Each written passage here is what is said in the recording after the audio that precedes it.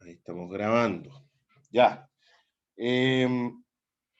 Bueno, em, nuevamente le doy la bienvenida y recordar un poco lo que estábamos haciendo. Ya hemos visto, ya vimos en el fondo algunos conceptos básicos que era ética, que era moral. Vimos el contexto global de la ética. Vimos también cómo los temas éticos y morales en Chile se han dado, ¿ya? Y ahora la idea era ver en el fondo a la luz, haciendo alguna referencia a la luz de algunos problemas éticos que surgen con la pandemia del coronavirus, y revisando algunos enfoques de la ética, ¿no? Los enfoques de la ética, los más tradicionales son, los que más usuales uno toca, son el enfoque utilitarista, ¿ya? Los enfoques basados en la filosofía de Kant. Esa sería como la segunda gran corriente, que a veces se llama, ahí llegó Lili, a veces se llama las teorías deontológicas, ¿ya? Si se les dice, entonces utilitarismo, deontologismo. También estarían algunas visiones basadas en las teorías éticas de Aristóteles, que serían más clásicas, sobre todo en relación a la cuestión de las virtudes, ¿ya? Y bueno, tenemos también las éticas contemporáneas que indudablemente, digamos, corresponden a allá desarrollos de la ética que involucran la cuestión del lenguaje, de la comunicación, del diálogo, y aparece con fuerza las éticas del diálogo, y en particular la, hay digamos, una autora que me parece que es fundamental en nuestro contexto porque, digamos, piensa en español, escribe en español y es una filósofa muy metida en estos temas, que es Adela Cortina, ¿ya? Entonces, vamos a revisar algunas de estas perspectivas en hora y media, así que no vamos a hacer con tanta detención. Igual van a haber momentos en que les preguntaré algunas cosas en relación con, con, la, con algunos ejemplos, digamos, y los conceptos generales. Esa es la idea del trabajo de hoy. Este es el famoso dilema del tranvía, ¿no? No sé si lo conocen, probablemente sí, de alguna manera es parte ya casi de la cultura popular. No requiere mayor explicación. Viene un tranvía que no se puede detener. Hay el tranvía, hay sobre digamos, sobre la vía principal en que va el tranvía, hay 5 personas, ¿no? Eh, Hay una vía alternativa que se cambia con esa palanquita que vemos ahí, y en ese tranvía hay una persona. En el ejemplo original son trabajadores que están con estas cuestiones para los ruidos, por lo tanto no sienten venir el tranvía, y la posición, claro, de la persona que tiene que resolver el dilema es la de que está ahí con la palanca, por lo tanto puede decidir si el tranvía arrolla a 5 personas o a una. Ya, ahí está Lili, está saludando. Entonces, la pregunta del tranvía es, ¿qué haríamos? ¿Qué haríamos y por qué? Ese es el punto. ¿Qué haríamos y por qué? Si es, si es justificable la decisión que vamos a tomar.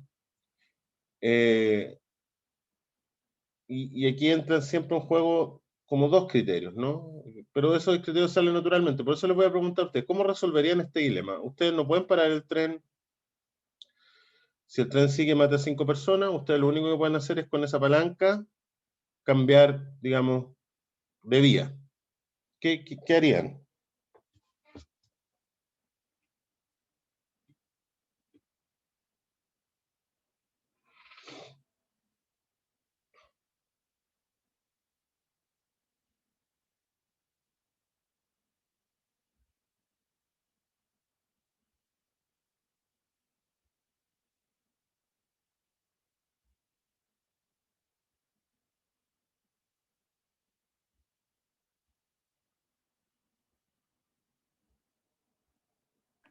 Consulta, ¿hay información si el tranvía va con gente también. No dicen nada al respecto. Dan como eso, como lo que se ve en la imagen, es como toda la información que te proporcionan en el dilema El original. dilema. Claro. Aunque sabemos que no se puede parar el tranvía, solo se puede desviar de curso.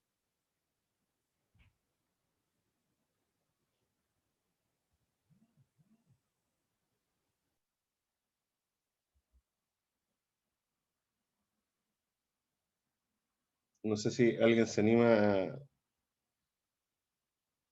a señalar qué haría y por qué.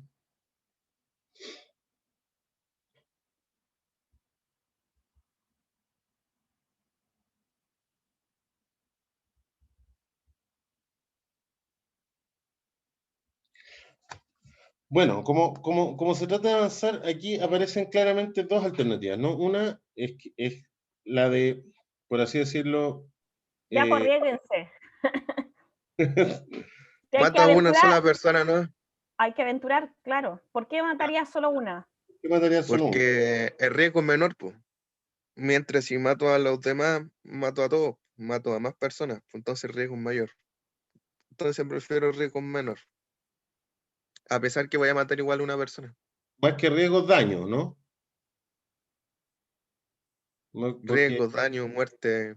claro, más que riesgos, daño. Ahora, el tema es que, si te cambio la pregunta, ¿es justo matar a una persona para salvar a cinco? Si es justo para esa persona.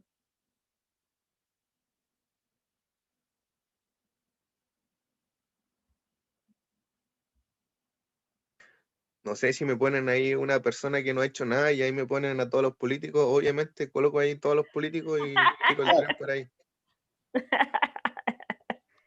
No, es una variación de este dilema. Por ejemplo, hay que decir, ya, pero imagínense que esa persona que está ahí es, no sé, un premio Nobel de medicina y los cinco que están ahí son violadores de niños. ¿Qué haría? Delincuente. Delincuente, no sé. Bueno, para ir poniéndole nombre a las cosas, ese criterio, solamente cuantitativo, ¿no? Sin entrar a lo cualitativo, porque eso es uno de los problemas de ese criterio, se llama utilitarismo, ¿no? Que es maximizar el beneficio o minimizar el daño. Esto es un criterio que en general se ocupa, o se ocupaba antes, no sé, ahí quizás Lili sabe más, en las políticas públicas, ¿no? O sea, en la medida que una política pública contribuía a aumentar el bienestar de la población, aunque significara algunos sacrificios, estaba justificada moralmente, ¿no? Por ejemplo, no sé, si construir una carretera que significaba romper una villa donde viven 100 personas, pero la construcción de la carretera iba a beneficiar a 1000 personas, entonces estaba de alguna manera justificado, casi como una especie de costo-beneficio, ¿no? La idea del cálculo de las consecuencias. Ese es uno de los enfoques. ¿Hay otro tipo de respuesta que se les ocurra a qué hacer en este caso? Porque hay dos como prototípicas. La primera es la que uno dice, ¿no? Primero, matar a uno para salvar a cinco. ¿Qué Perfecto. pasaría en este caso lo que está pasando con Dominga? ¿Cómo hacía Adrián? A ver. Que hay un grupo que sí quiere que Dominga se instale y el otro que no quiere que se instale.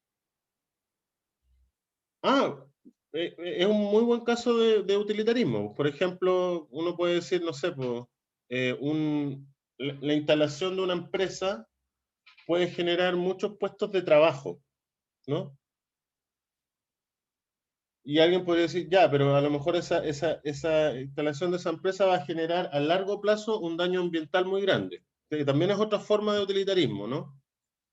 Sí, pero el trabajo lo necesitamos ahora y después vemos, ¿no? Después vemos qué hacemos, no sé, con los ríos, la escasez de agua, ¿no?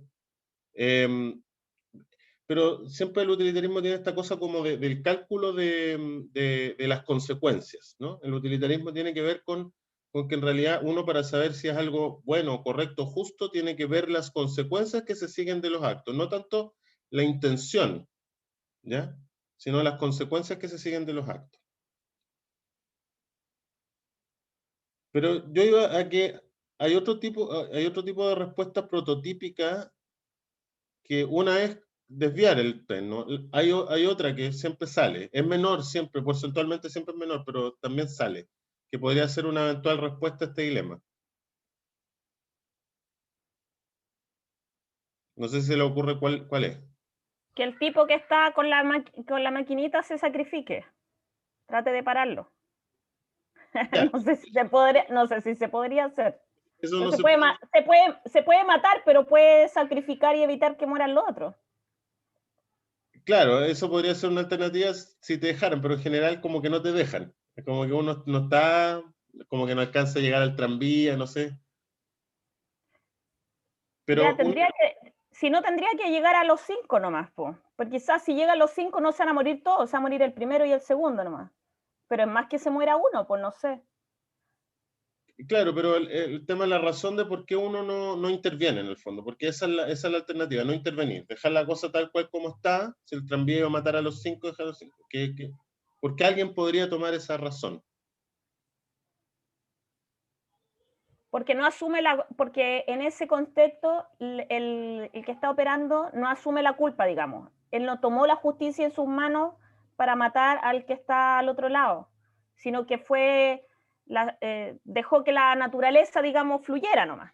En este caso, la naturaleza del tranvía, digamos. Claro, eh, digamos, una forma de verlo, pero en general la mayoría de la gente sostiene en este caso de que en realidad dejan que siga la cosa tal cual, porque la vida de una persona no es, o sea, la vida de una persona no es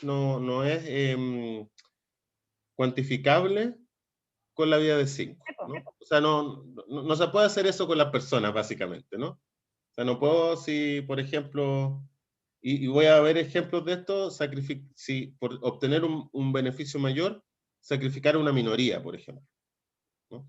Es poco ético eso, ¿no? Y eso de alguna manera remite a Kant, ¿no? Remite a Kant. Entonces tenemos como dos grandes modelos contemporáneos de ver a la ética, un modelo basado en Kant, sobre todo en la idea de dignidad o respeto por los seres humanos, ¿ya? Que por lo tanto la vida de cualquier ser humano es tan valiosa como la de dos, la de tres, la de cuatro, y la del utilitarismo, que es justamente esta maximización del bienestar o la minimización del sufrimiento. Entonces, vamos a... Bueno, aquí hay una variación, pero no vamos a entrar mucho en eso, pero es como el mismo caso, pero en realidad uno detiene el tranvía lanzando un gordito a la vía, ¿no? Entonces ahí de nuevo sacrifica uno y todo, pero es como, digamos... Bueno, ¿qué podemos decir de Kant, ¿no? Para entrar como en su teoría moral, un poco, obviamente. Kant fue un filósofo de la Ilustración, de la modernidad del siglo XVIII, eh, que plantea básicamente que si yo quiero, digamos, estar seguro de que mis acciones van a ser moralmente correctas, tengo que hacer abstracción de las consecuencias, ¿ya? Es decir, las acciones no son valiosas porque me hagan más o menos feliz o me traigan más o menos bienestar, sino, dice Kant, básicamente, si al reflexionar sobre mi acción, yo podría considerar que lo que estoy haciendo lo haría cualquier ser humano racional, ¿ya? Es decir, una persona en el uso de sus facultades, qué sé yo, tomaría la misma decisión que yo. Eh, esto lo llama él el imperativo categórico, ¿ya? Que básicamente es como una especie de test para nuestras decisiones morales. Entonces, cada vez que yo voy a tomar una decisión, la enfrento frente al imperativo categórico y decir, ¿y qué dice el imperativo categórico? ¿Podrías convertir esta decisión que estás a punto de tomar en algo, en una especie de ley que vale para cualquier ser humano, independiente del contexto, de si es grande, si es chico, si son uno, son muchos, ¿no? Hay digamos, podría transformarlo en una especie como de fórmula válida para cualquier ser humano. Ese principio de universalización del imperativo categórico es de alguna manera el criterio o el enfoque que nos propone Kant, y un enfoque que está basado en los principios y no en las consecuencias. Esa es la gran diferencia con el utilitarismo. El utilitarismo mira las consecuencias, dice, a ver, ¿aumenta o disminuye el bienestar? Acá Kant dice, no, esto que tú vas a hacer se puede universalizar, se puede convertir, digamos, en una especie de ley universal para todo el mundo. Hay un comentario en el chat, perdón. Ah, ya, Lili está planteando cosas. ¿Cuál es la idea de Kant? Kant piensa que el fundamento de nuestras acciones morales no puede basarse en sentimientos de bondad o en sentimientos de compasión o en cualquier cosa de ese tipo, porque Kant dice de alguna manera, cuando por ejemplo yo hago algo bueno por alguien porque le tengo buena, en realidad estoy siendo más bien egoísta, ¿no?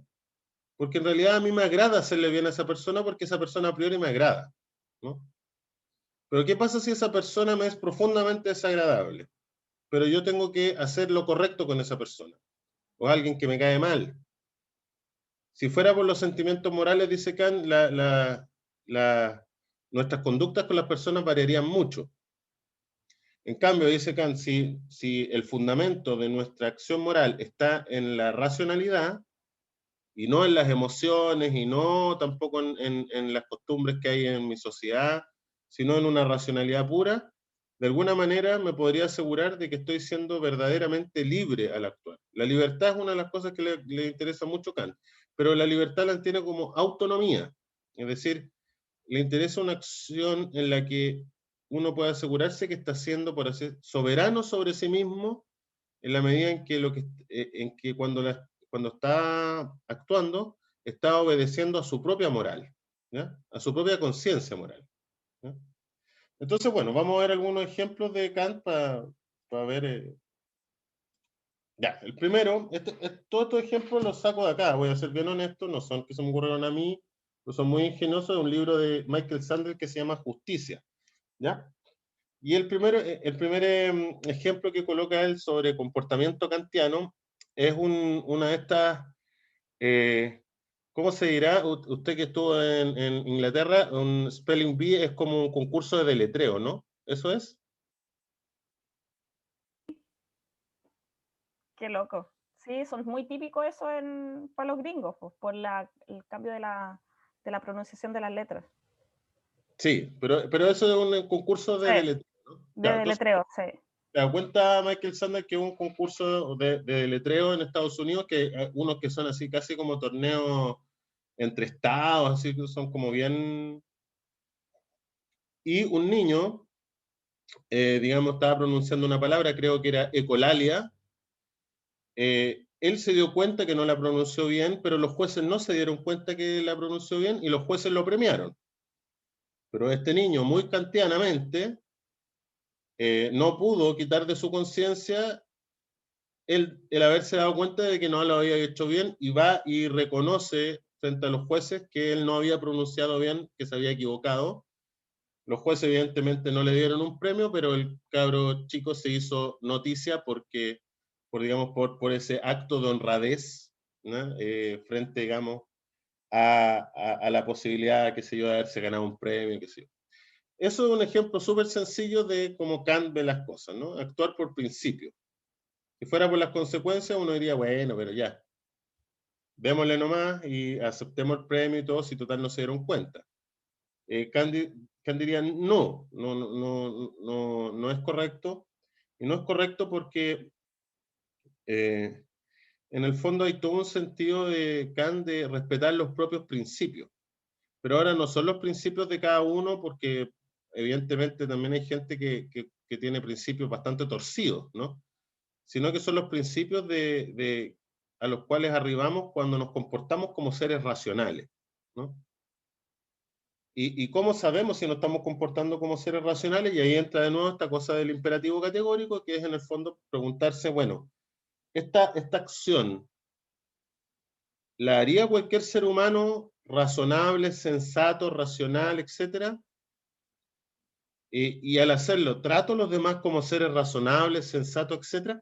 Aquí entra una cuestión bien importante en Kant, que es otra manera que él plantea el imperativo categórico, que tiene que ver con la idea del respeto y la dignidad. Otra fórmula imperativo categórico dice, trata a todos los seres humanos como fines en sí mismos y no como medios. Es decir, ningún ser humano, hombre, mujer, pobre, rico, lo que sea, está correcto tratar a ese ser humano como un instrumento para la felicidad de otra persona, ¿no? Eso para acá no es, digamos, no es moral. Y aplicándolo el caso del tranvía, es inmoral sacrificar a una persona para salvar a 5, porque esa persona tiene un valor que no puede ser reducido a número o a precio, ¿no? Esto es importante porque nos lleva, por ejemplo, a la cuestión sobre la prostitución, ¿no? Hay muchos argumentos que están en contra de la prostitución, ¿ya? Pero también hay argumentos que la avalan. Muchos de esos argumentos incluso dados por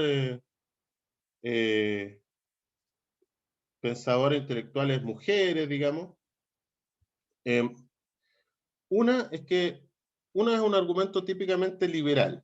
¿Qué dice el liberalismo? Que cada uno de nosotros es un individuo soberano de su cuerpo y de su mente, y como somos propietarios de nuestro cuerpo y nuestra mente, estamos en la libertad, a menos que haya una coacción, digamos, una coacción de un tercero que nos obliga a hacer eso. Estamos en la libertad de hacer lo que queramos con nuestro cuerpo. Por lo tanto, si queremos vender nuestro cuerpo, abrir un OnlyFans o lo que sea, el Estado ni ningún grupo de la sociedad tiene derecho a decirme a mí que no lo haga, ¿no?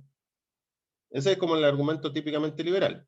Ahora también hay argumentos utilitaristas. Hay argumentos utilitaristas que señalan que, por ejemplo, la existencia de la prostitución está justificada porque existe un número no determinado de personas que no puede, por discapacidad, por fealdad, por lo que usted quiere, no puede acceder a un sexo, digamos, voluntario no pagado, y las prostitutas entonces ejercen un rol, por así decirlo, de bienestar social, y que además reciben una remuneración y que no están en ningún caso estamos hablando de prostitución que es prostitución obligada o bajo circunstancias, digamos, de donde sean, donde estén, por ejemplo, con una situación donde no puedan elegir.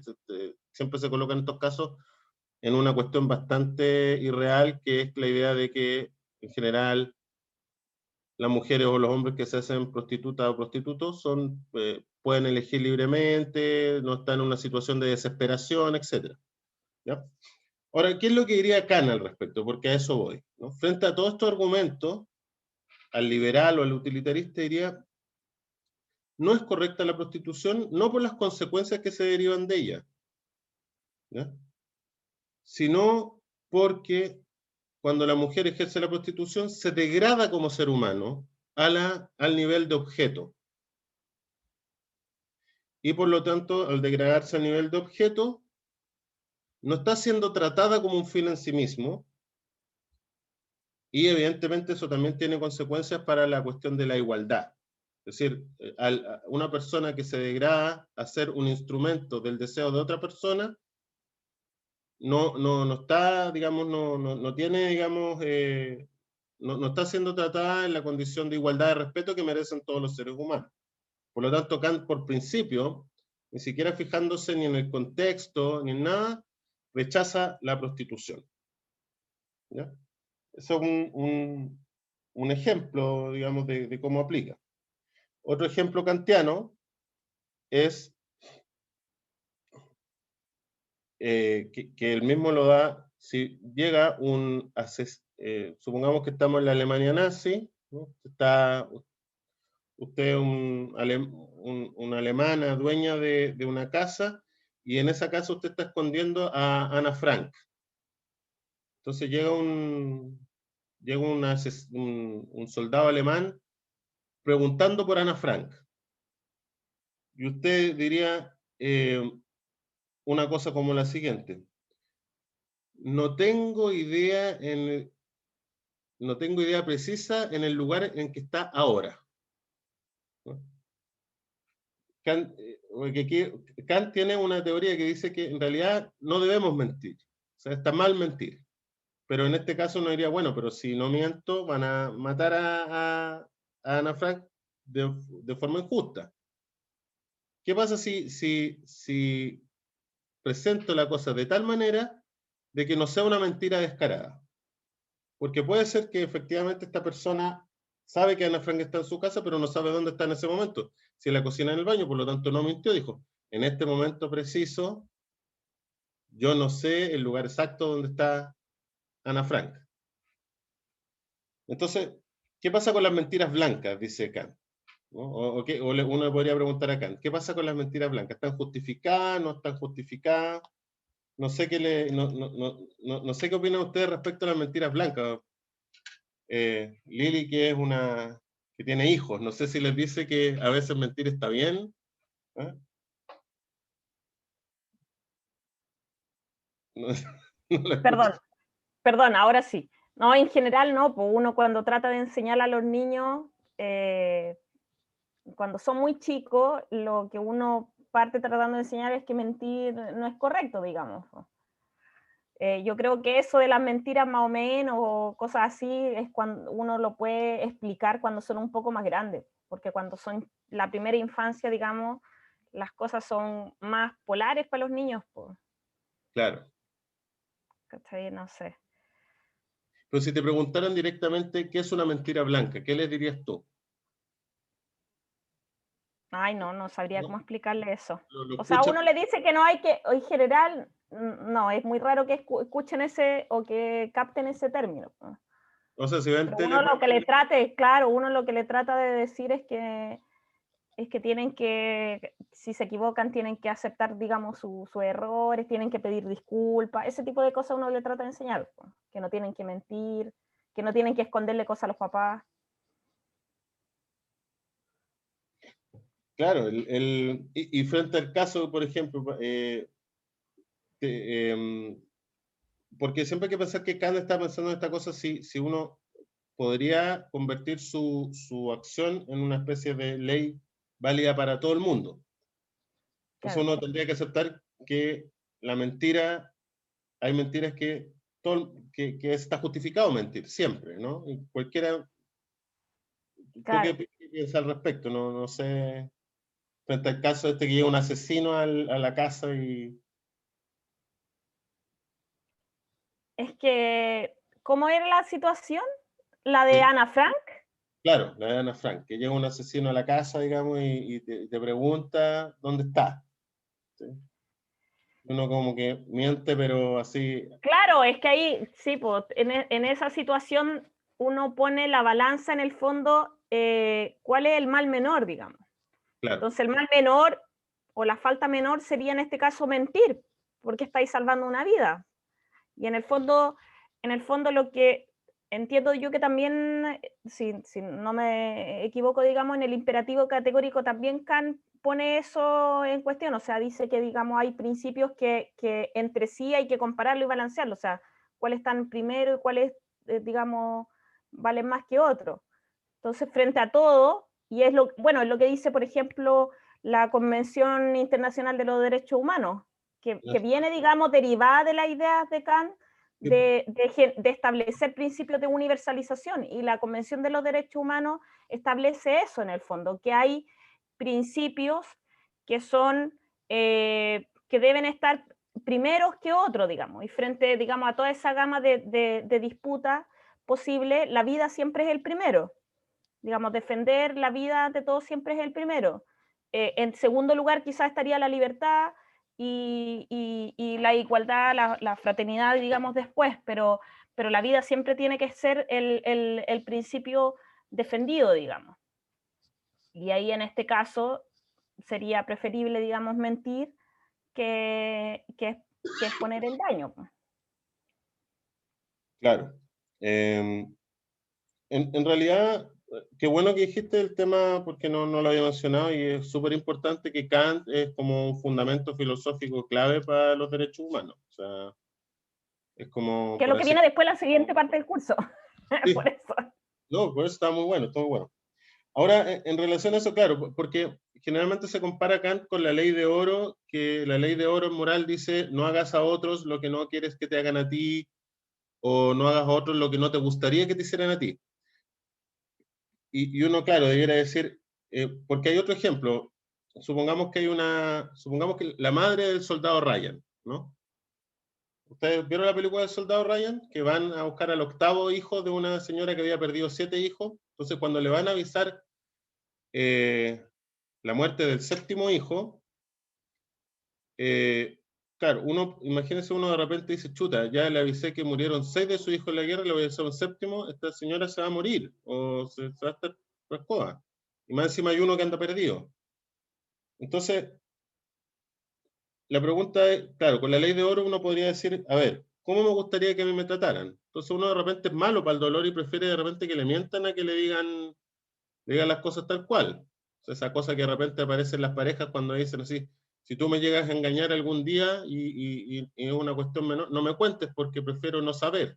Ojo que no ven, corazón que no siente, ¿no?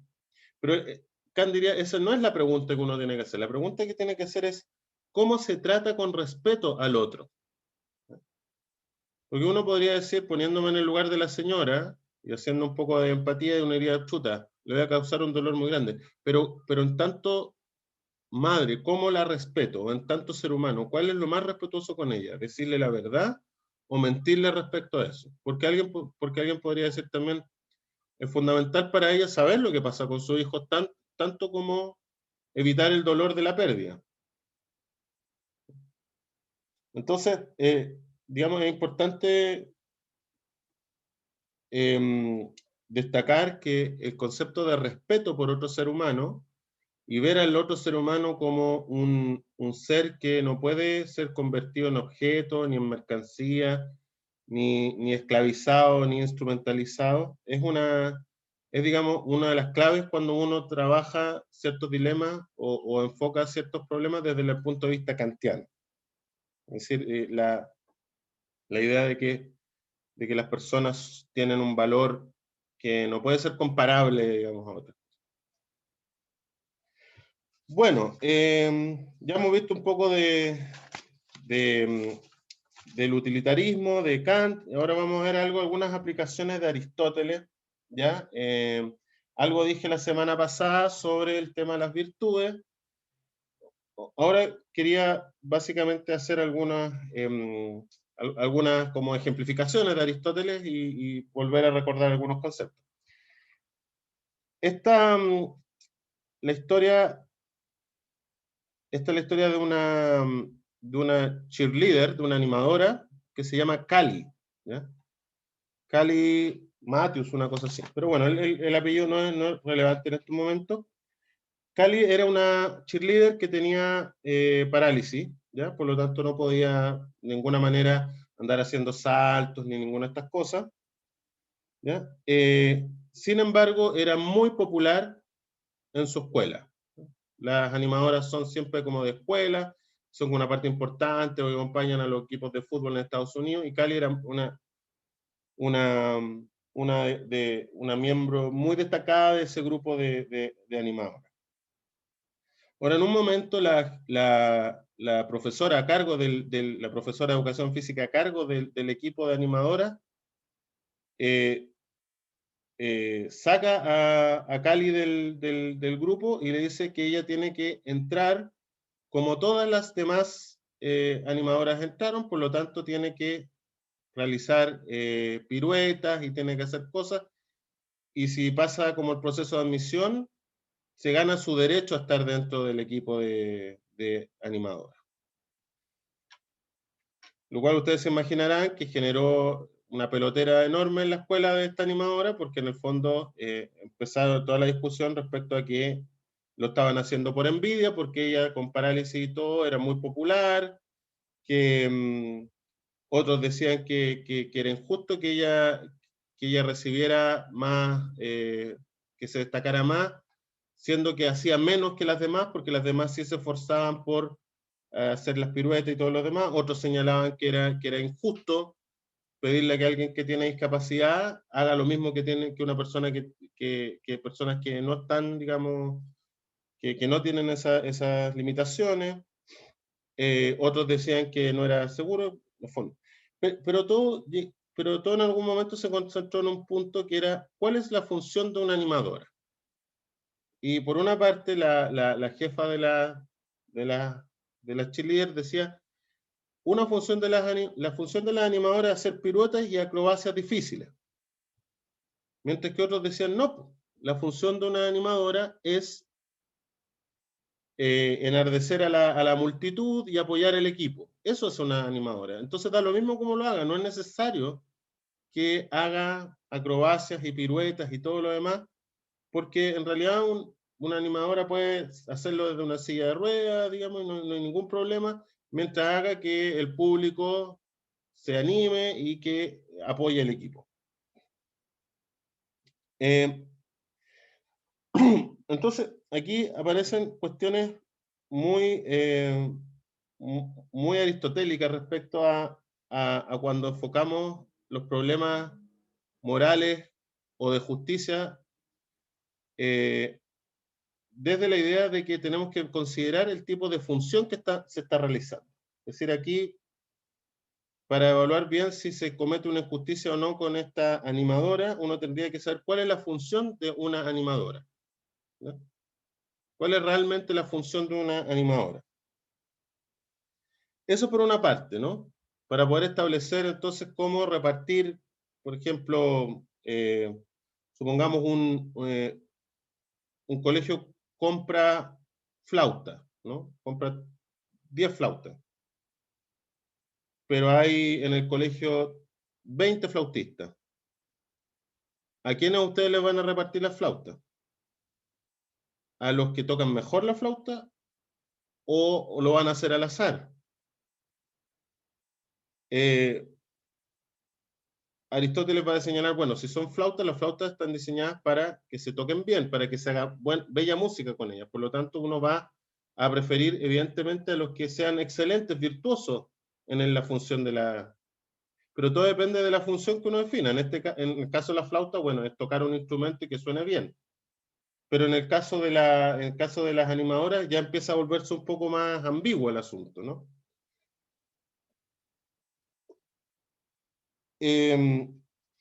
Esto, digamos, se ejemplifica mejor con el caso de... Esto es un golfista que se llama Casey Martin, ¿ya? Casey Martin era un golfista bastante bueno, ¿ya? Pero que tenía un problema en la cadera, por lo tanto no podía caminar. Los campos de golf, no sé si ustedes lo han visto, pero son enormes, siempre hay que caminar harto, y si él caminaba le producía un dolor enorme, por lo tanto le pidió a la Asociación de Golf de Estados Unidos que le permitiera ocupar un carrito de golf para desplazarse de un lugar a otro. El problema es que digamos, la Confederación de Golf de Estados Unidos se opuso porque dijo que el caminar era parte del deporte del golfista. Es decir, el caminar era un elemento esencial de la función del golfista, del que hace el deporte del golf. Por lo tanto, digamos, él al tener un carrito estaría teniendo una ventaja por sobre los otros golfistas que tienen que hacerlo a pata, ¿no? Él alegó que no era eso la función del golf, que lo del golf está más bien en colocar la pelota en el punto, golpearla con no sé, con el palo de golf y la precisión del tiro, que eso era el golf, no el caminar entre un hoyo y otro. Eso no era parte del golf, eso es una cuestión accesoria.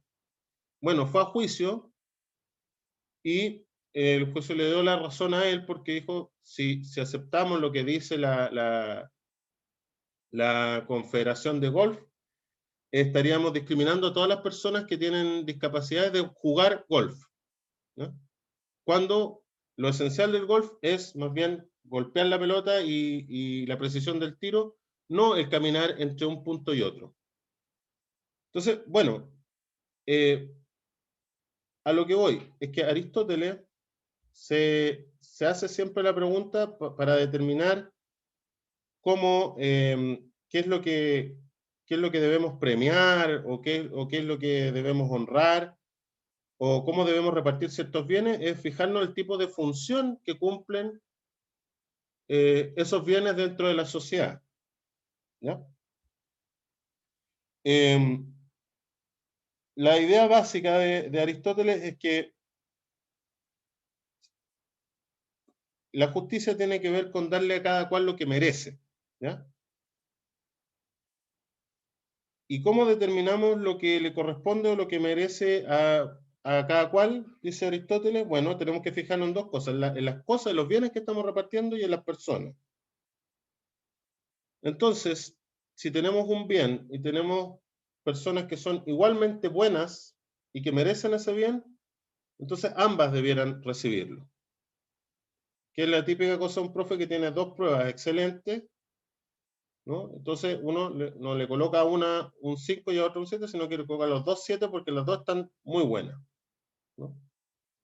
Y si fueran tan buenas, ambas muy buenas, y a uno le coloco yo un 5, con legítimo derecho va a ir ese estudiante a decirme, ¿por qué me puso un 5 si mi prueba está para 7? ¿No? Entonces, igualmente buena que la de mi compañero. Entonces, de alguna manera, lo que nos coloca, digamos, sobre la mesa Aristóteles es justamente la función que cumplen digamos, ciertos bienes o ciertos derechos, y en función de esa función que cumplen, nosotros tenemos que determinar cómo los repartimos, etc.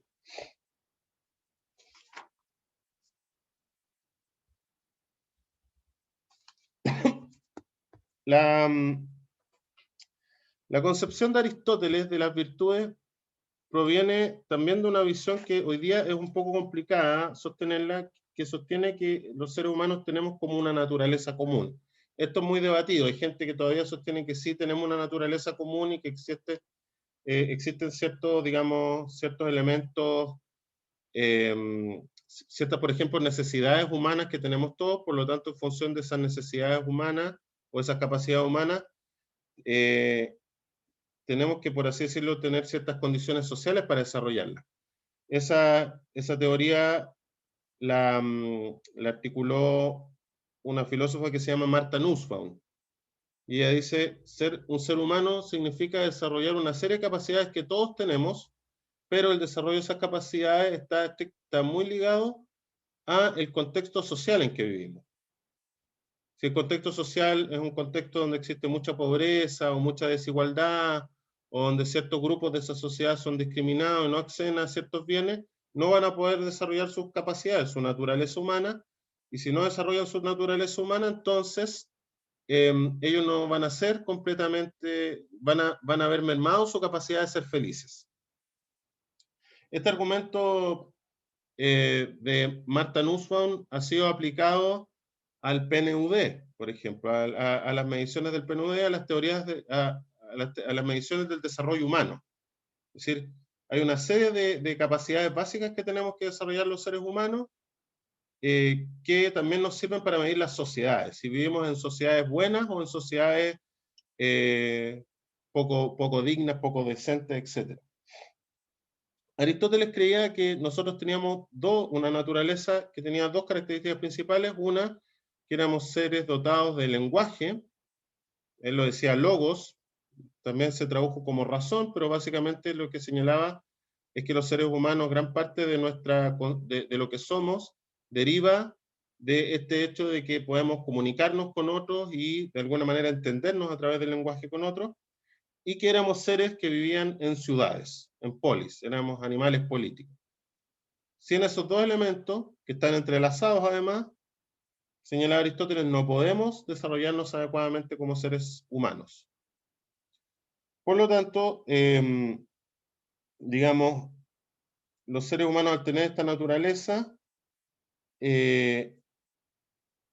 tenemos que en la vida cotidiana ir desarrollando una serie de hábitos que van a favor de mejorar nuestras capacidades lingüísticas, comunicativas, dialógicas, y también nuestras capacidades, desarrollar virtudes cívicas, ¿no? Ahora, hay críticas que se le han hecho a Aristóteles respecto a qué pasa, digamos, si uno puede desarrollar, por ejemplo, virtudes en el espacio privado, en la familia o en las relaciones de amigos. Quizás eso no es tan importante como señalar sí lo siguiente: a pesar de que hoy día no nos podamos poner de acuerdo en qué virtudes o qué consideramos valioso en una sociedad, sí existen ciertas profesiones en las cuales se cumple un rol, una función social más o menos objetiva, y en esas funciones o roles sociales uno sí puede determinar qué comportamientos son virtuosos o no. Es decir, uno puede, por ejemplo, determinar en el terreno de la medicina cuál es un buen médico y cuál es un mal médico. No solo porque hace lo que debe, lo que dice sus deberes profesionales, sino porque desarrolla a un cierto punto de una manera excelente su trabajo, ¿ya? ¿Eso por qué? Porque existe en las profesiones lo que se llama un telos interno, una finalidad interna, y eso nos permite establecer criterios, aunque no hayan criterios, por ejemplo, para saber quién cumple bien la función de un ser humano, pero sí podemos tener criterios para establecer quién cumple una buena función como profesor, quién cumple una buena función como sociólogo o sociólogo, quién cumple una buena función, porque existen ciertos criterios que comparte una comunidad que ejerce una profesión, ¿no? Entonces eso es interesante porque Aristóteles ha sido rescatado por ahí para hablar, por ejemplo, de excelencia profesional, de estándares de calidad, ¿no? Y también de una especie de ética que va más allá de los deberes mínimos, sino en el fondo qué es lo que uno debiese, si realmente tiene una vocación, esperar de un buen investigador, ¿ya? No solo que haga la pega, sino como es excelente o virtuoso en la pega. Bien. Bueno, ya hablamos un poco del utilitarismo, ya lo presentamos, pero quería también, ya que estamos hoy día viendo ejemplos de cosas, de estos enfoques, presentarles un caso que ocurrió en Inglaterra en el siglo XIX, ¿ya? Hubo un naufragio, quedaron cuatro marineros en un bote que quedaron a la deriva en el mar. Entonces esperaron días y días pensando que lo iban a buscar, pero se dieron cuenta en un momento que no los iban a ir a buscar. Uno de estos, uno que era el menor, el más joven, desesperado toma agua salada y se enferma. No sé cómo se llama la enfermedad que ocurre con eso, pero que se llama Charlie Parker. Después voy a decir algo al respecto de por qué se llama así. Y este marino joven se enferma, y entre los tres decían, bueno, no hay alimento, la única alternativa que tenemos para salvarnos es, ya que está, digamos, ya que Charlie Parker está pedido, matar a Charlie Parker para poder en el fondo alimentarnos este, de, este, de este joven, que de alguna manera no se iba a salvar. En el fondo esa era la tesis. Entonces echaron un sorteo a ver quién se encargaba de matar al joven. Uno no quiso participar, los otros finalmente realizaron el acto y se comieron al marinero joven. Esto generó todo un debate en la época, bueno, pues evidentemente digamos, por las cosas que ya uno se va a imaginar, o sea, es decir, qué derecho tenían ellos a matar al joven, a pesar de que estuviera muy enfermo, casi agonizando, o qué derecho tenían de matar a ellos. Pero también estaba la tesis utilitarista, bueno, o era una persona que estaba enferma versus tres que se podían salvar si lo mataban, ¿no? Estos son los problemas clásicos que introduce el utilitarismo, que es en el fondo la idea de si pueden cuantificarse las vidas, ¿no? En la pandemia, esto ha tenido una serie de dificultades con un problema médico de decisión que se llama triage, ¿ya? El triage es el problema de las camas, ¿no? Existe un colapso sanitario no hay camas disponibles, queda la última cama, y tienes a una persona que tiene 80 años con enfermedades cardíacas, y tienes a un joven de 20 años, más o menos, digamos, saludable, que digamos que uno piensa que si le da la cama, va a tener una sobrevida bastante mayor. Esto es un dilema real que ya pasó en muchas partes donde se produjo el colapso sanitario. ¿A quién le das tú la cama? ¿Le das a la persona de 80 años, porque a lo mejor llegó primero, porque era que le correspondía, o le das a la persona de 20 años? No sé cómo lo enfrentarían ustedes, me parece un caso de ética ahora así real, que, y cuál sería el argumento, porque ese es el punto, todo el punto, ¿no? ¿Cuál es el argumento de decir no, al de 20 o al de 80?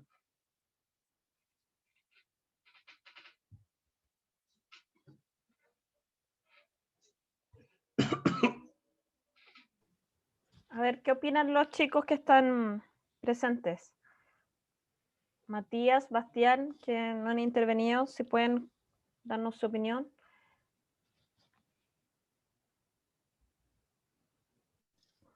Buenos días, profe. Sí que estaba trabajando, estoy escuchando igual la clase. Estoy haciendo las dos cosas a la vez, así que. Ya.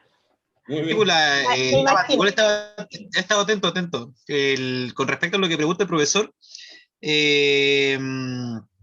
yo creo que sería más utilitarista, pues diría, la persona de 80 ya no le queda mucho, ya probablemente ha vivido mucho tiempo ya, se la daría el de 20, es como yo creo que le pasa lo mismo a un padre que con un hijo, no sé, pues el padre, yo si tuviese un hijo, tengo 5 años y digo, me mato yo, o sea, muero yo, ya viví por lo menos 30 años bien gozado, el que viva quizás los mismos 30, no sé, creo que igual va por ahí, no sé, de repente un poco, es un poco frío, pero tomaría esa decisión, igual que en el caso de cuando se comieron al Charlie Parker, igual me lo hubiese comido. Sí, iba a decir que, no sé si vieron la película Life of Pi, está basada en este caso de los marineros ingleses. Profesor, igual acuérdense ese caso que pasó en Chile del uruguayo, de ese del Viven, que eran unos rugbyistas, parece que cayó el avión ahí en la cordillera y tuvieron que comerse entre ellos después, po. No sé si cuando ya morían o después, no, eso no lo tengo claro porque Sí, no sé tantos detalles. se comieron a los muertos. No Esa es la se comieron a los diferencia, vivos. claro, esa es la diferencia con esto, porque aquí mataron al joven, aunque estaba, por así decirlo, estaba pedido, pero lo mataron, y eso le da como un carácter sumamente, digamos, distinto al caso, ¿no? Porque en el caso de los rugbyistas en los Andes, creo que era a medida que se iban muriendo Sí. algunos, se los iban comiendo, digamos. Lo que igual produce, digamos, objeciones morales, pero son menores a las de matar a alguien para comérselo, digamos, por necesidad, pero igual.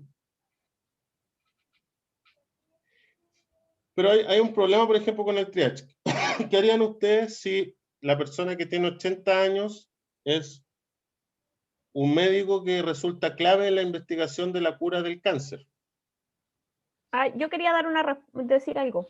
Ya, dale.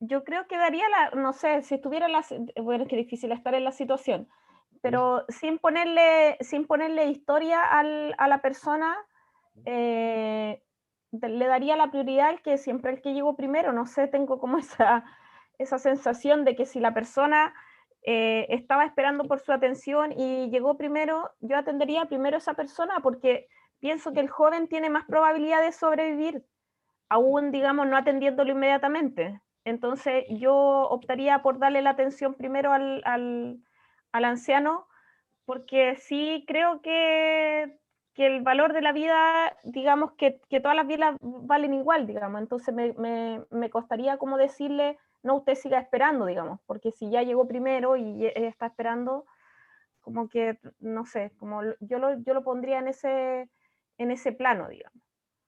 Igual lo que comenta el profesor de recién, que dice que si el médico fuera como un especialista en cáncer y todo esto, igual es utilitarista porque en el fondo estamos, sí, pues, estamos poniendo por delante más que nada como el uso que podemos tener de esa persona, pues.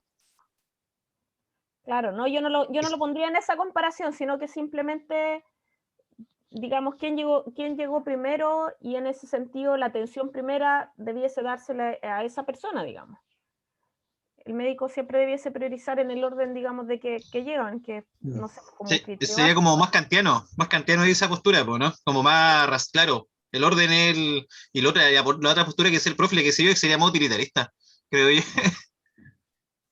Claro, lo que pasa es que lo interesante no es, por ejemplo, bien puede decir, ya, ¿qué pasa si es, no sé, Nicanor Parra el que tiene 80 años y al lado hay un cabro de, no sé, de estudiante de Sociología de quinto. sociología de quinto, ya. Claro, yo decía, no, salvemos a Nicanor, ya, pero esa cuestión es muy relativa, porque Nicanor Parra en otro país a lo mejor a nadie le va a importar, digamos, y le van a dar al de 20. El punto para el utilitarista es que si yo salvo al doctor, ese doctor puede salvar a su vez muchas vidas. Entonces, por así decirlo, el doctor se convierte en más valioso porque finalmente a través de él voy a maximizar el bienestar de la sociedad porque es una persona que me va a ayudar a curar el cáncer. En cambio, el otro no. Entonces, usted tiene razón, sigue aplicando el criterio utilitarista, ¿no? Pero igual tiene problemáticas éticas, ¿no? O sea, Claro, pero además volviendo al tema que tú planteabas antes de la pregunta sobre cómo se mueven las políticas públicas y en este caso la ética profesional, yo entiendo que la ética profesional de los médicos y de todas estas profesiones tiene que estar primero, digamos. O sea, ellos tienen un compromiso, digamos, que ellos firman cuando suben su profesión, y es el que tienen que respetar. Y en el caso de las políticas públicas, un poco sigue lo mismo, digamos. Dentro de ese marco, del actuar, digamos, bajo esos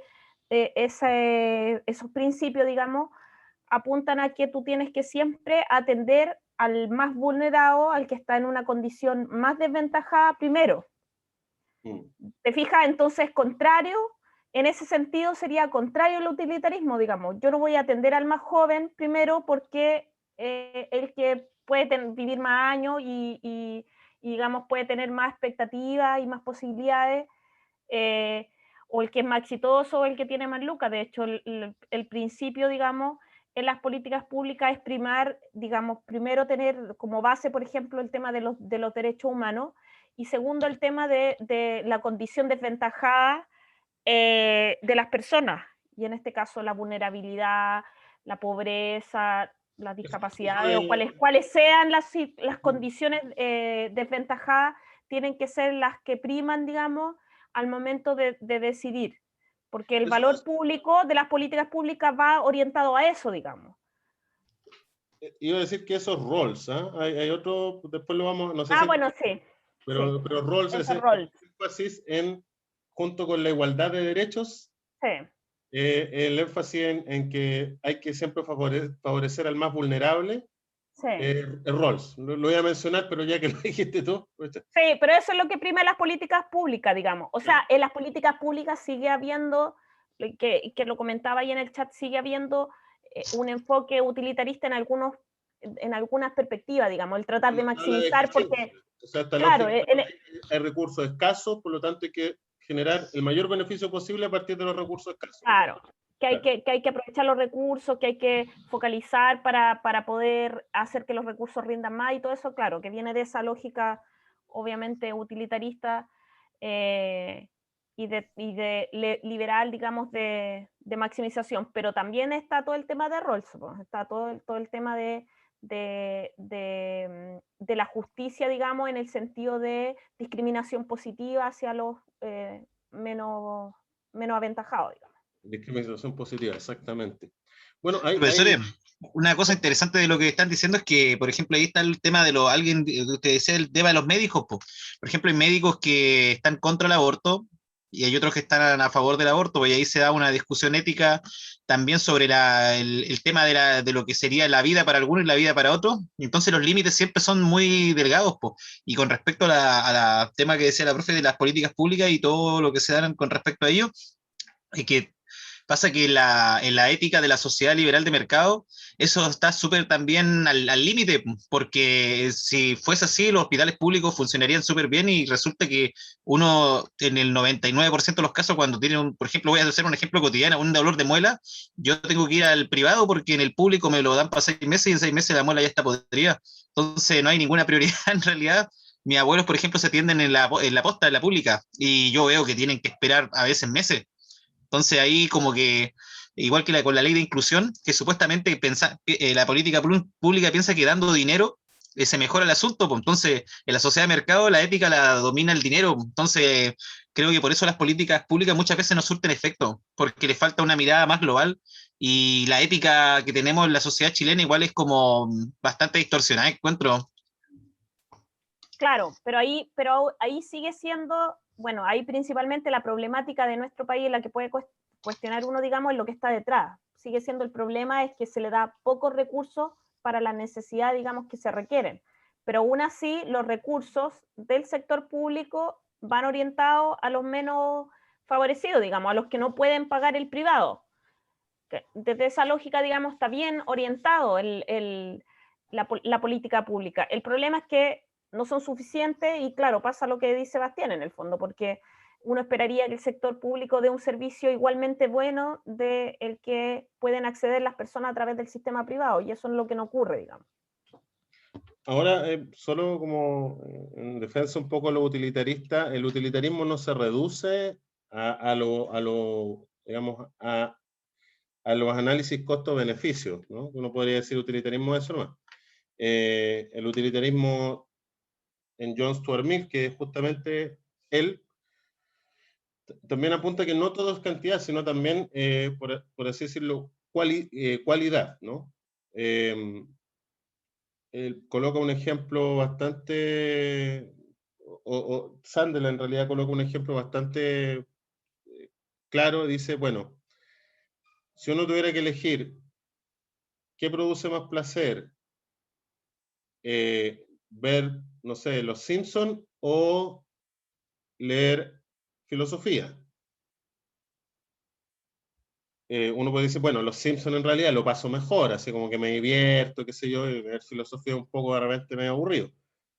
Pero ¿qué es más valioso? Dice, porque el placer no es, porque ahí introduce una distinción, el placer es muy importante para el utilitarista en el sentido de que en el fondo es la expresión subjetiva de este bienestar. Pero ¿qué es más valioso, por ejemplo? Más valioso, digamos, este placer, el placer del que me provoca Los Simpsons, o filosofía. No, si en realidad el placer tiene que ver con aquello que en realidad es más valioso para mí, cambia la cosa porque entonces podría ser estudiar filosofía. ¿Ya? Solo para decir que el utilitarismo no se reduce simplemente a la cuestión así como bruta de cuantificar el dolor y el placer, sino que tiene también una visión de aquello que nos, como por así decirlo, nos dignifica como seres humanos, ¿no? ¿Qué cosas nos hacen en el fondo ir desarrollando más nuestras capacidades o qué sé yo? De hecho, también ellos plantean su propia definición de justicia, ¿no?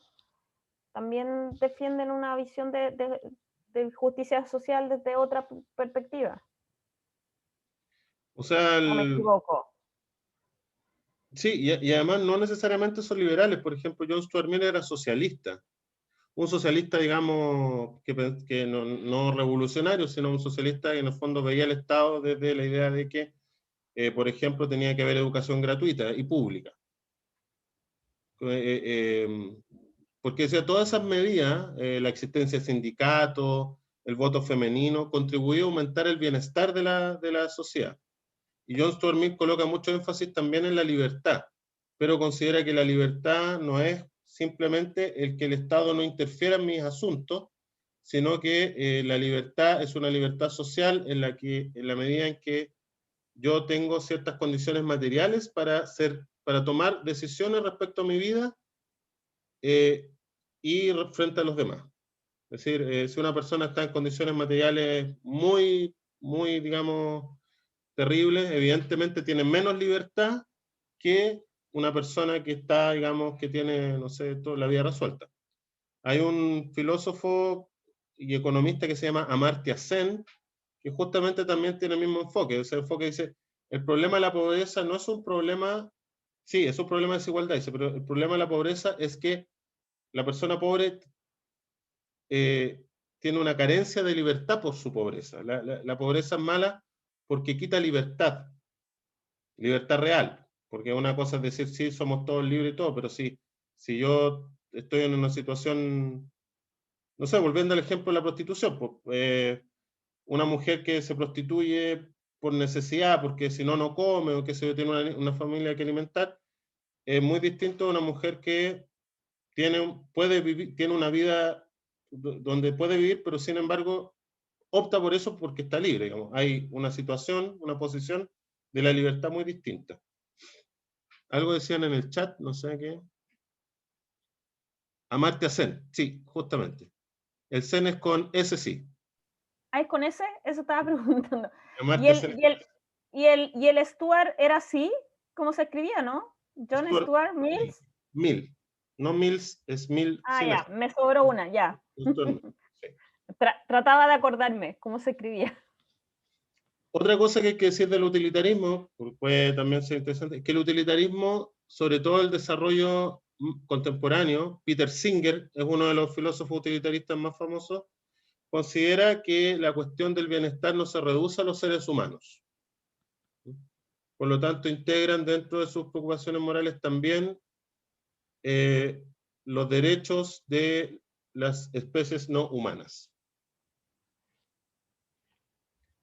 Y bueno, ahora tiene todo, hay un libro de Peter Singer que se llama Liberación Animal, que es uno de los pilares fundamentales del antiespecismo, y tiene una base utilitarista.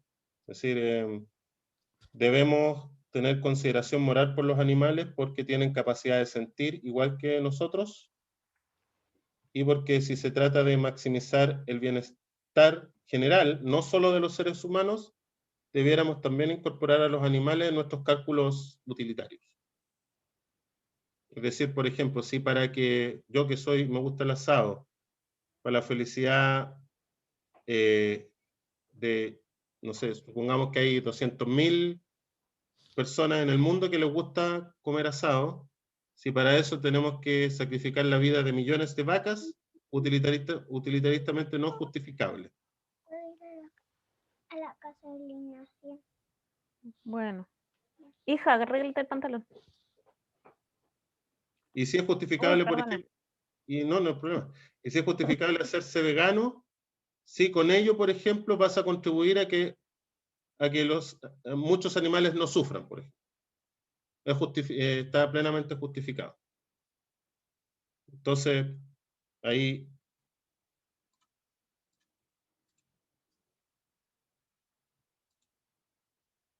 Bueno, otro caso que deriva del utilitarismo es un tema bien crudo, ¿no? El tema de la tortura, ¿no? ¿Qué pasa si tú capturas, no sé, a una persona que pertenece a una organización terrorista?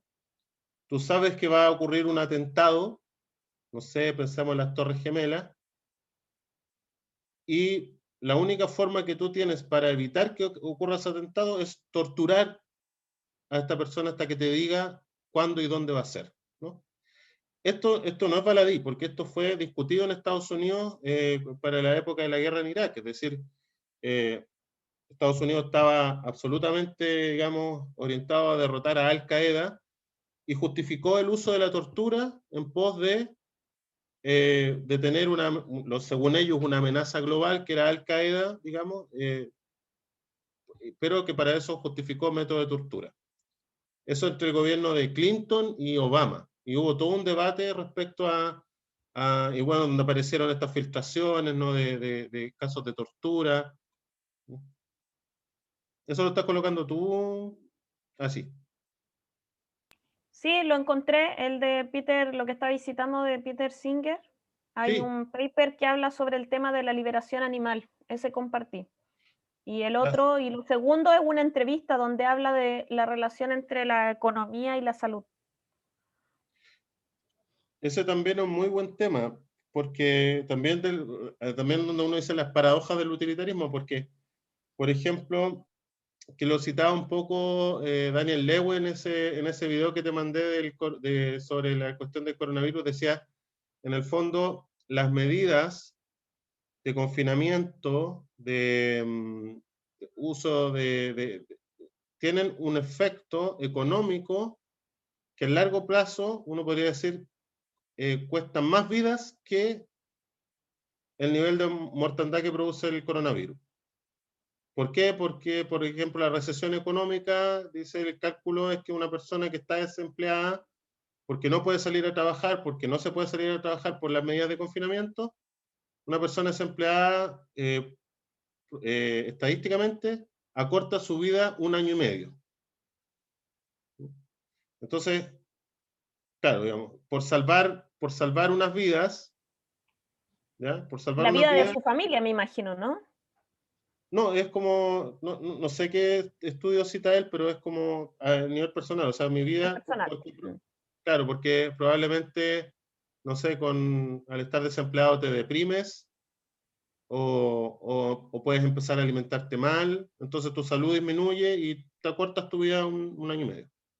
Entonces también es un problema de cálculo utilitarista, porque uno podría decir, quizás a largo plazo, todas estas medidas de confinamiento producen por la vía de la economía un daño mayor a la vida de las personas que, digamos, las personas que se salvan con estas medidas de confinamiento. Pero de nuevo, ahí está de nuevo el debate, o sea, digamos, entonces abrimos todo y que se enfermen y que se mueran los que se tienen que morir, porque que se mueran eso, digamos, siempre van a ser menos que quizás el daño en largo plazo. Es también, digamos, los problemas de ocupar criterios así utilitaristas duros. Ya, vamos a ir, tenemos hasta las 11, así que voy a decir un par de cosas más y después cerrar quizás comentarios. Bueno, el otro enfoque típico, el enfoque liberal, ya lo hemos mencionado un poco acá. Esta autora se llama Ayn Rand, que es una, por así decirlo, liberal extrema. Los liberales extremos también muchas veces se confunden con los neoliberales, aunque muchos de ellos prefieren que les llamen libertarios. Ahora, ¿cuál es la idea de esto?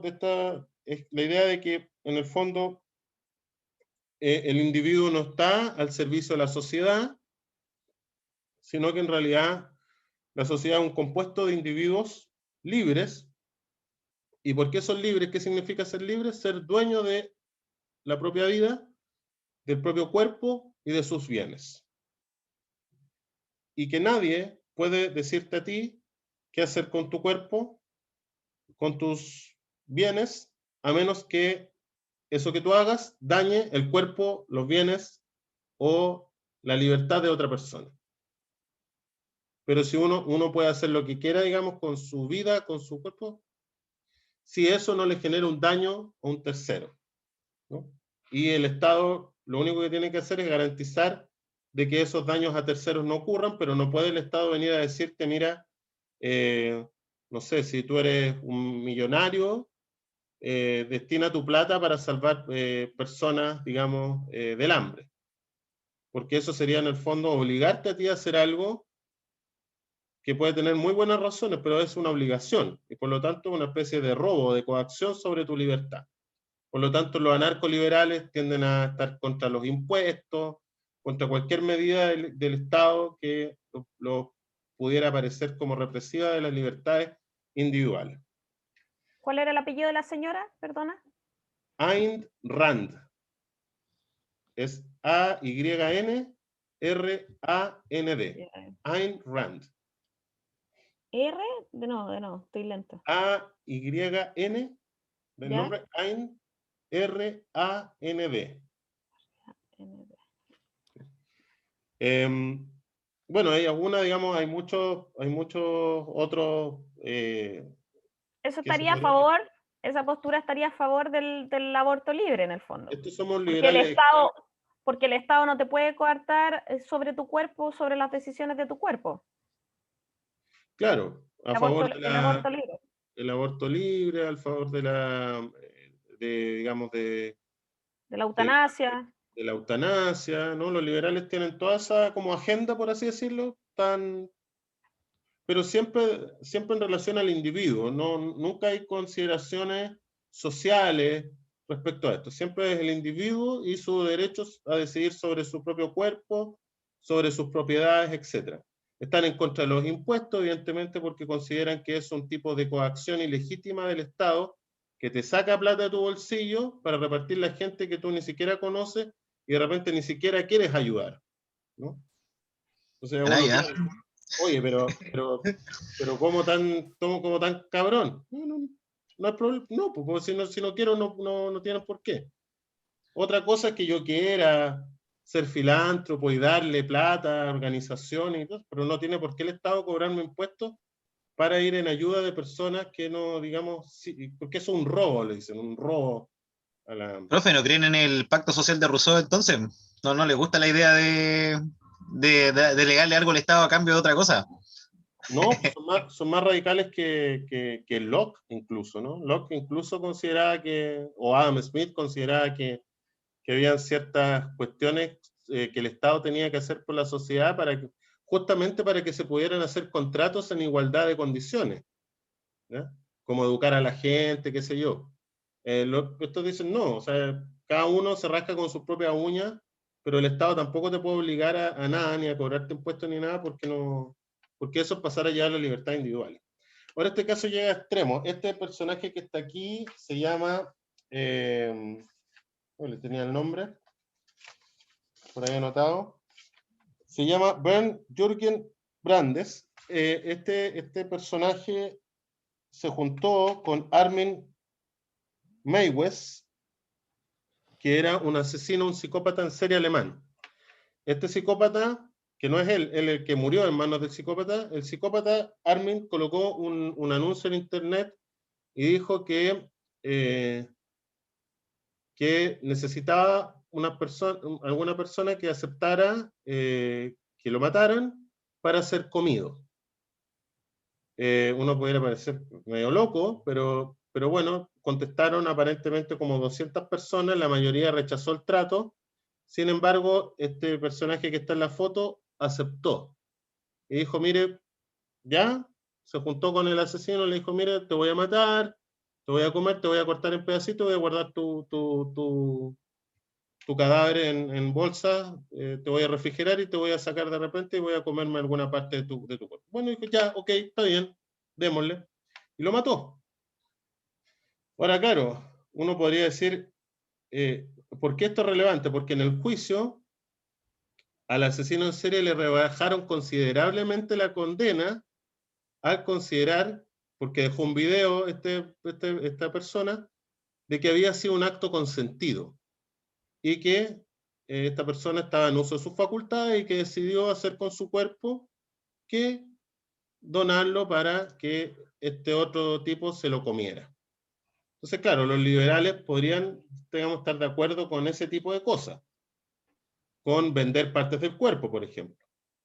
Estoy muy desesperado, vendo un riñón, bueno, no hay problema porque es voluntario, es consentido, ¿no? Ahora, esto también tiene dilemas éticos profundos, pero quizás ustedes los van a pensar. El hecho, por ejemplo, de qué pasa si alguien, imaginemos, hay un caso de una persona en India, también un psicópata le ofreció y le dijo, mira, yo te arreglo la vida a ti y a toda tu familia, te saco tus deudas y dejo a tu familia sin problemas nunca más económicos, a costa de que tú te dejes torturar y desmembrar, digamos, para mi deseo personal. Y te pago muy bien. El otro dijo, bueno, ya. Claro, ahí inmediatamente aparece la cuestión de que uno dice, bueno, pero este tipo estaba en una situación desesperada, ¿no? Que es lo mismo que ocurre con el problema de la prostitución. ¿Qué pasa si, porque alguien podría decir, acepto que una mujer desee ser prostituta porque quiere, pero porque no está en una situación de necesidad? Pero ¿qué pasa con la que sí está en una situación de necesidad? Esa es la gran objeción que Marx le hacía al liberalismo. Una cosa es la igualdad formal de la ley, de los contratos, del mercado, y otra cosa son las posiciones económicas que tiene uno y la libertad que tiene uno al poder, en el fondo, negociar con otro. Por eso decía los trabajadores, Marx estuvo de cumpleaños ayer, si los trabajadores son libres de vender su fuerza de trabajo o morirse de hambre. Entonces, ahí hay una libertad media rara, ¿no? Entonces, como una crítica, bueno, ¿en qué se da esto? Que esto es un tema que se dio mucho en Estados Unidos, también un poco acá, ¿no? La idea de que en muchos estados políticos y gente salió a defender, comunicadores salió a defender el hecho de que estaban en desacuerdo con las medidas de confinamiento porque el Estado, incluso considerando el problema de salud pública, no puede decirte a ti que no puedas ir a una fiesta.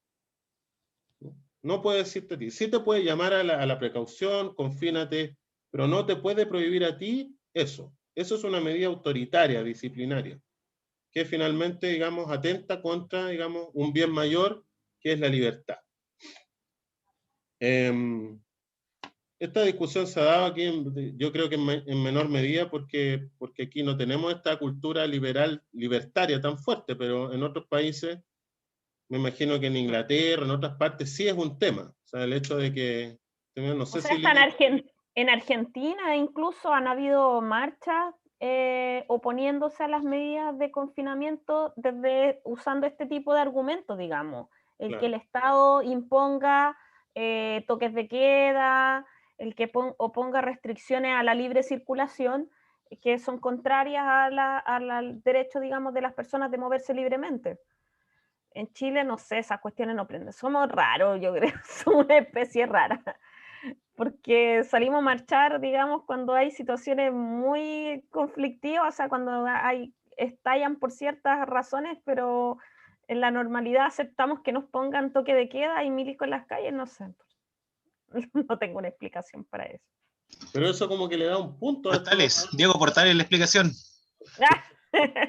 La sociedad portaliana, es re ambiguo. Bueno, por lo menos este argumento, digamos, es muy polémico y creo yo que en muchos países, incluso el uso de la mascarilla, ¿no? O sea, como que están afectando, no me pueden obligar a que yo...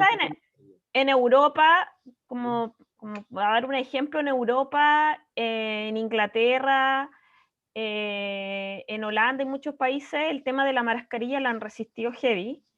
Y el tema que les prohíban ir a los parques, por ejemplo, ellos nunca lo aceptaron. La gente allá va a los parques igual. La mayoría sin mascarillas porque dicen al aire libre, digamos, no nos pueden prohibir andar sin mascarilla. Y el tema de los bares, pues, en el Reino Unido hubo mucha manifestación cuando se prohibió ir a los bares. Porque encima que los ingleses son malitos para tomar. Sí, pues los ingleses son re buenos para tomar.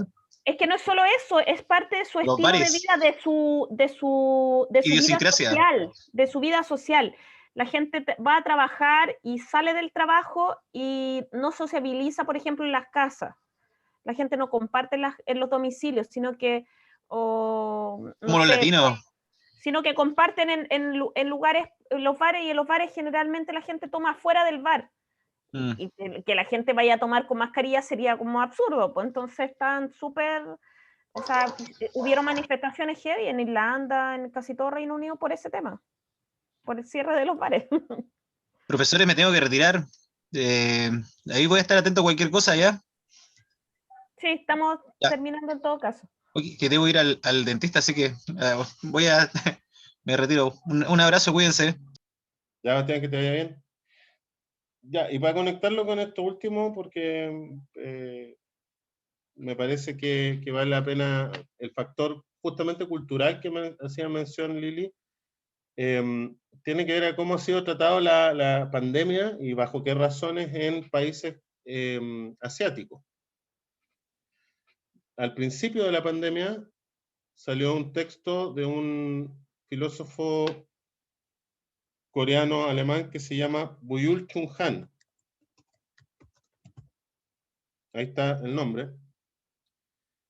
El texto de Byul-Chul Han señalaba básicamente que el gran problema de Occidente de por qué no había sido eficaz es porque los occidentales somos, o por lo menos Occidente, refiriéndose a Estados Unidos, Europa, básicamente a eso, ese Occidente es muy individualista y por lo tanto, y tiene una lógica, digamos, con el estado de conflicto. ¿Ya?